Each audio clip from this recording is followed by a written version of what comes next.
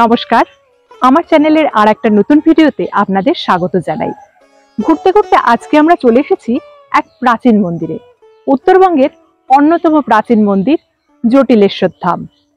জলপাইগুড়ি জেলার ময়নাগুড়ি ব্লকের হুসলুর ডাঙ্গার খুব কাছেই অবস্থিত এই মন্দিরটি। চলুন আপনাদের আজ ঘুরে দেখাই। উত্তরবঙ্গের অন্যতম প্রাচীন শিব মন্দির জলপেশ থেকেও এই মন্দিরটি খুবই কাছে, মাত্র 6 কিলোমিটার দূরে। মন্দিরের গেট দেখে মনে করবেন না এই মন্দিরটিও নতুন। ঐতিহাসিকদের মতে এই মন্দিরটি প্রায় 1500 বছরের পুরনো মন্দির। মন্দির প্রাঙ্গণের চারিদিকে বড় বড় প্রাচীন গাছ, আর তার মাঝখান দিয়ে ইট বাঁধানো রাস্তা। আমরা যখন এসেছিলাম সন্ধ্যের ঠিক আগে, বিকেলবেলা, গাছে গাছে ঘরে ফেরা পাখিদের কলতান। সূর্য তখন প্রায় অস্তাচলে। একটা মায়াবী পরিবেশ সৃষ্টি হয়েছে সমস্ত এলাকা জুড়ে।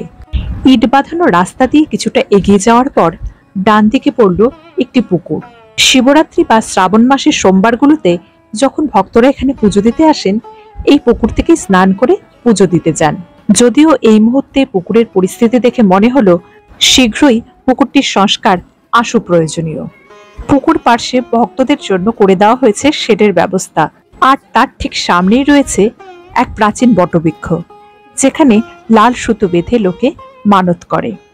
এলাকার মানুষ যে কোনো বিয়ে, অন্নপ্রাশন বা কোনো অনুষ্ঠানে আগে এই জটিলেশ্বর মন্দির এবং এখানেই অবস্থিত সিদ্ধেশ্বরী মন্দিরে পুজো দিতে আসে।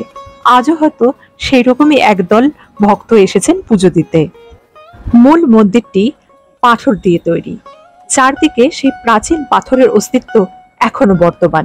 যদিও মন্দিরের চূড়ো দেখলে মনে হয় এটা পরবর্তীতে সংস্কার করে তৈরি করা হয়েছে, কারণ এটা ইটের তৈরি। কিন্তু চারদিকে ছড়িয়ে ছিটিয়ে যে পাথরগুলো রয়েছে সেগুলো কিন্তু সেই প্রাচীন কালের নিদর্শন। এই মন্দির কবে কে প্রতিষ্ঠা করেছিল তা কেউ বলতে পারে না। একসময় আর্কিওলজিক্যাল সার্ভে ডিপার্টমেন্টের থেকেও এখানে গবেষণার জন্য আসা হয়েছিল। তাদের মতে এই মন্দির অনেক বছরের পুরনো, প্রায় 1000 বছরের ওপর, হয়তো পাল যুগ কিংবা গুপ্ত যুগের। মূল মন্দিরটির গর্ভগৃহে রয়েছেন মহাদেব, শিবলিঙ্গ। এখানে মহাদেবকে কুক্কুটেশ্বর রূপে পূজা করা হয়।